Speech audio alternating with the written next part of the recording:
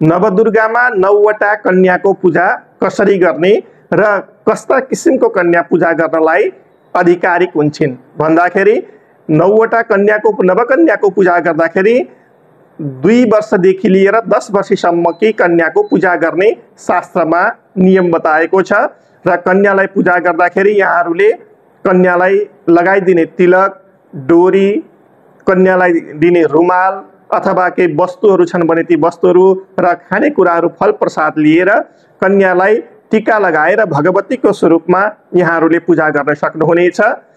पूजा गर्नुभन्दा पहिला कन्याको पाद प्रक्षालन गरेर जल खाइसकेपछि, जल ग्रहण गरिसकेपछि यहाँहरूले हातमा फूल लिएर 9 वटा कन्याको यस प्रकार यो मन्त्रले देवीको स्वरूप मानेर प्रार्थना गर्नुहोला। मन्त्राक्षरमयं लक्ष्मीं मातॄणां रूपधारिणीं नवदुर्गात्मिकां साक्षात् कन्यामावहयाम्यहम्। सम्पूर्ण दुर्गाको स्वरूपमा हे कन्या, हे भगवती स्वरूप कन्याहरू, हजुरलाई मैले आवाहन गर्दैछु भनेर फूल हातमा लिएको फूललाई 9 वटा कन्याको हातमा राखिदिनु होला। यस पश्चात अलग अलग कन्याको अलग अलग स्वरूपमा यहाँहरूले पूजा गर्नुपर्ने हुन्छ। 2 वर्षकी कन्या कुमारी स्वरूपमा हुनुहुन्छ, त्यसैले कुमारी स्वरूप मानेर पूजा गर्नुहोला। 3 वर्षकी कन्यालाई भगवतीको त्रिमूर्ति महाकाली, महालक्ष्मी, महासरस्वती तीनटै स्वरूप मानेर पूजा गर्न सक्नुहुनेछ। 4 वर्षकी कन्यालाई कल्याणी स्वरूप भगवतीको स्वरूपमा मानेर यहाँहरूले पूजा गर्नुहोला।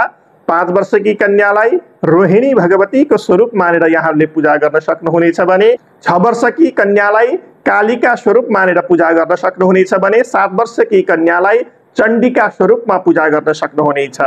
यसैगरी 8 वर्षकी कन्यालाई शाम्भवी स्वरूपमा मानेर पूजा गर्नुहुन्छ भने 9 वर्षकी कन्यालाई दुर्गाको स्वरूप मानेर पूजा गर्नुहोला भने 10 वर्षकी कन्यालाई सुभद्रा भगवतीको स्वरूप मानेर यस्ता प्रकारले 2 वर्षदेखि लिएर 10 वर्षभित्रकी कन्यालाई यहाँहरूले नवदुर्गामा पूजा गरेर 1 दिन, 2 दिन, 3 दिन अलग अलग दिन व्रत बस्न नसके पनि महानवमीको दिनमा यस्ता प्रकारले कन्याको पूजा गर्नुभयो भने 9 दिनसम्म यहाँहरूले दुर्गा भगवतीको जुन शक्तिको आराधना गर्नुभएको छ त्यसको फल प्राप्ति हुन्छ।